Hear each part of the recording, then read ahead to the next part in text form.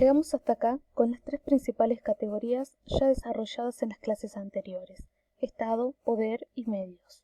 Como dice el texto de Alejandra García Vargas, que propusimos para su lectura en la primera clase, la matriz analítica que proponemos permite un abordaje que integra diferentes lecturas a partir de la interpretación del proceso comunicacional mediatizado como una articulación de diferentes momentos. Nos referimos a la producción, a la distribución, a la circulación y el reconocimiento, es decir, que se conectan y encadenan, pero que mantienen una modalidad específica. Luego, el abordaje ya se trabaja con una idea acerca de la materialidad de estas prácticas y finalmente con la necesidad de atender tanto la ubicación relativa de los actores involucrados dentro de las relaciones de producción y el contexto social, como la variedad de marcos de interpretación del mundo que se ponen en juego para comprenderlos. Como anunciamos al inicio de la clase, nos parece importante realizar una vinculación con la unidad 5 de la cátedra que se denomina el problema de la definición y gestión de las políticas públicas, tendencias y perspectivas de la regulación en Latinoamérica y en Argentina.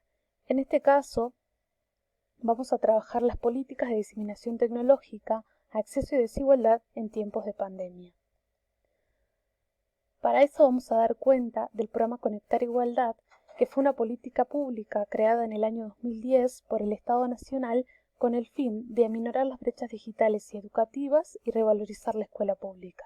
Este programa consistía en distribuir netbooks a todos los estudiantes y docentes de las escuelas secundarias, de escuelas especiales y de institutos de formación docente.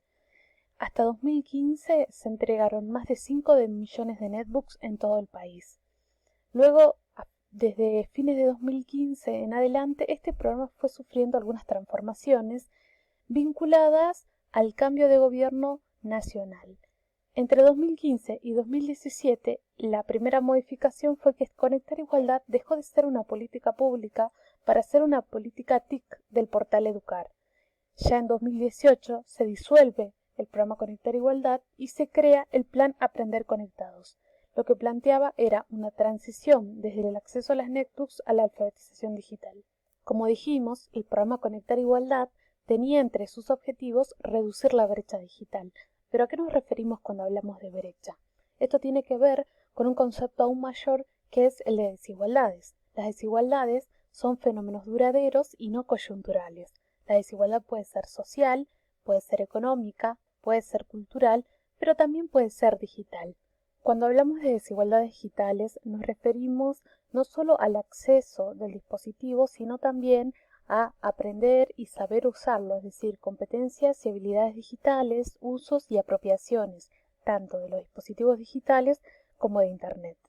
De esta manera llegamos al concepto de brecha digital, que es la distribución desigual de recursos tecnológicos a través de los mecanismos de exclusión social, explotación y control. Nos parece importante hacer hincapié en este concepto porque muchas de las políticas vinculadas a la tecnología y a la educación llevan aparejado este concepto que se discute constantemente. En este gráfico del INDEC y de la encuesta permanente de hogares podemos observar el acceso a las tecnologías en nuestro país y está distribuido por regiones. En el caso del noroeste argentino, un 39% accede a computadoras que pueden ser de escritorio o personales, no está discriminado eso en la encuesta. Hay un 77% que accede a Internet y un 79% que accede a celulares. Si bien Internet y celulares son porcentajes altos, si lo comparamos con el resto del país, vamos a ver que somos la región que tiene los porcentajes menores, ¿no?, que la media nacional. Por ejemplo, el acceso a celulares supera el 80% en todas las regiones y en el noroeste sigue siendo un poco menor. Bien, el Conectar Igualdad se disuelve en 2018 y se crea el programa Aprender Conectados. ¿Qué pasa? En Salta no llegaron las aulas móviles y los kits tecnológicos sobre educación digital, robótica y programación para las escuelas primarias y secundarias. Tampoco se tuvo en cuenta en la planificación de este plan los institutos de educación superior, ni terciaria, ni de formación docente, tampoco a las escuelas especiales y técnicas como sí lo tenía previsto el Conectar Igualdad. Tampoco se cumplió con el proyecto de fortalecimiento de la formación docente ni con el proyecto de universalización del nivel inicial. Todo esto estaba anunciado cuando se crea el nuevo programa Aprender Conectados y cuando se disuelve el Conectar Igualdad. En este contexto llegamos a la pandemia, sin políticas reales de diseminación tecnológica en el país, tampoco formación digital para estudiantes y docentes y tampoco acceso a Internet. De esta manera, lo que nosotros presentamos a nivel de repaso con las categorías que ya trabajamos en la clase anterior es que encontramos dos modelos de Estado. Por un lado, el Estado social y el Estado de bienestar, como había desarrollado el profesor Bianchetti, en el que el programa Conectar Igualdad se entiende como una política socioeducativa conectada al derecho a la educación pública, a la comunicación y a la construcción colectiva del conocimiento. Y por otra parte, un Estado de características neoliberal que lo que hace es eliminar el Conectar Igualdad, reemplazándolo por el Aprender Conectados, que es un programa que tampoco se cumplió. Entonces, las características principales de este modelo es que hubo una restricción de derechos, una liberación al mercado de la política pública y de la capacidad de participar en sociedad.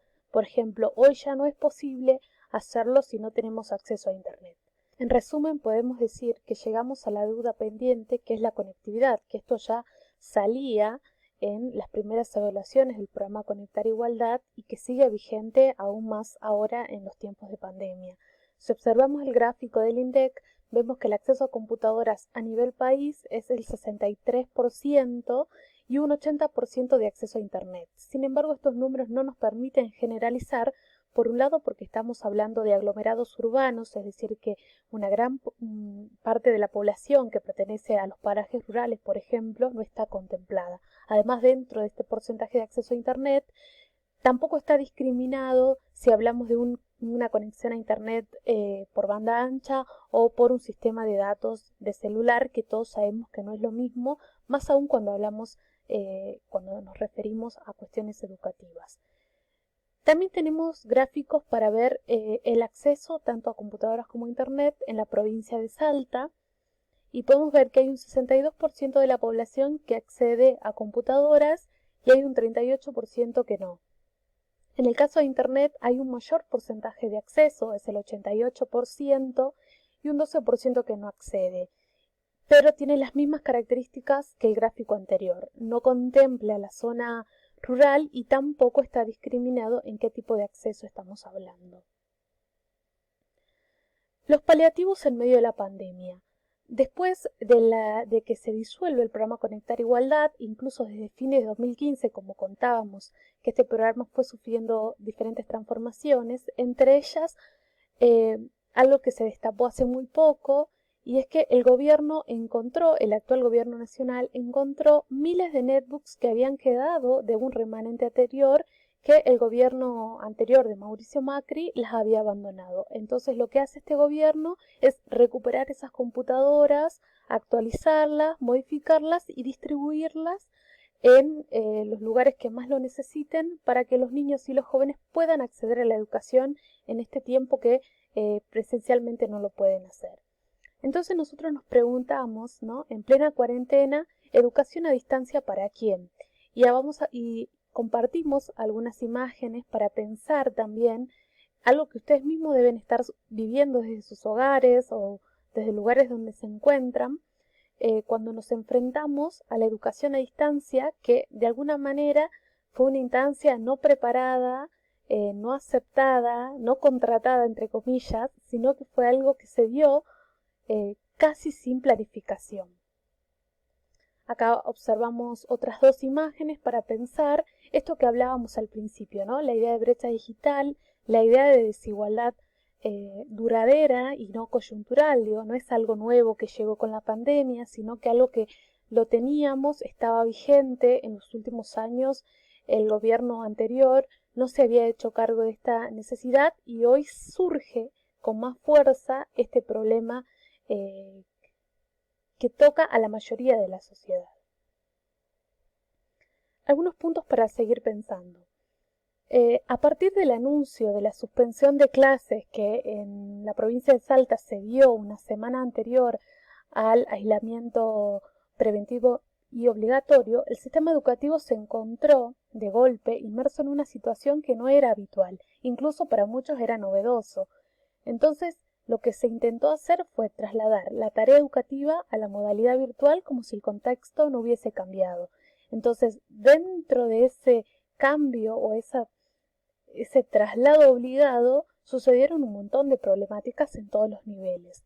Lo principal es que se evidenció la falta de acceso a dispositivos digitales y a Internet y sobre todo la demanda de formación y capacitación, es decir, eso que se llama alfabetización digital y producción de contenidos, tanto para docentes como para estudiantes, que obviamente en un mes y medio, casi 2 meses de cuarentena, es algo que no se puede resolver y menos de manera online. Cuando hablamos de estas demandas, nos referimos a lo que hablábamos hace rato sobre la brecha digital, sobre apropiación, ¿no? Hay que saber usar los dispositivos digitales, hay querer usarlos y hacerlos parte de nuestra vida. Eso es la apropiación digital. Y más aún si queremos usar las tecnologías con fines educativos. Lo que sí podemos decir es que una política pública como Conectar Igualdad, con todas las críticas que se le hicieron e incluso con todos los informes de seguimiento y evaluación, implicaría una transformación necesaria. Una política así podría haber sido clave en estos momentos, en donde se plantea la educación a distancia como una salida de emergencia a esta situación en la que vivimos. Entonces, hoy nos damos cuenta de la necesidad de contar con un programa como Conectar Igualdad, pero que tenga nuevos desafíos. Por ejemplo, plantear el acceso a las tecnologías en la educación como un derecho y no como un gasto o un derroche. Garantizar la conectividad en toda la población, especialmente en las zonas rurales más alejadas de los núcleos urbanos.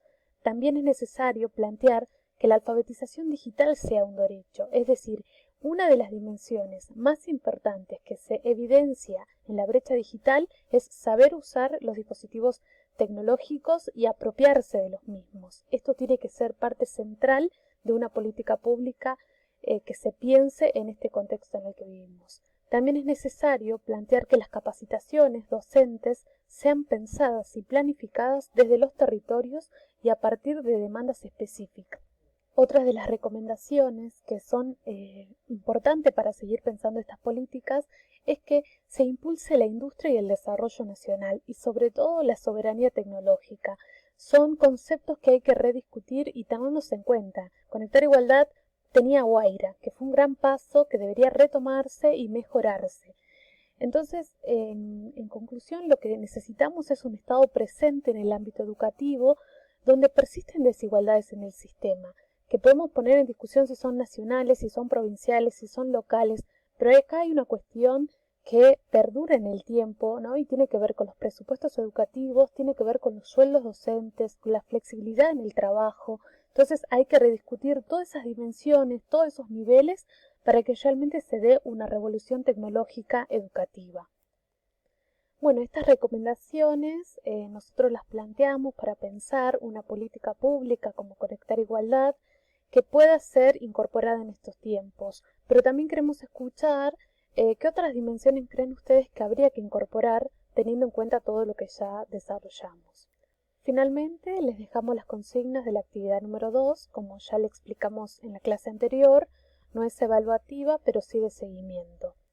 La idea es que hasta que podamos encontrarnos presencialmente, avancemos con el programa y con un cronograma de lecturas. Las primeras 2 consignas son sobre Muniz Sodré y Denis de Moraes. Los textos están cargados en la plataforma de Classroom.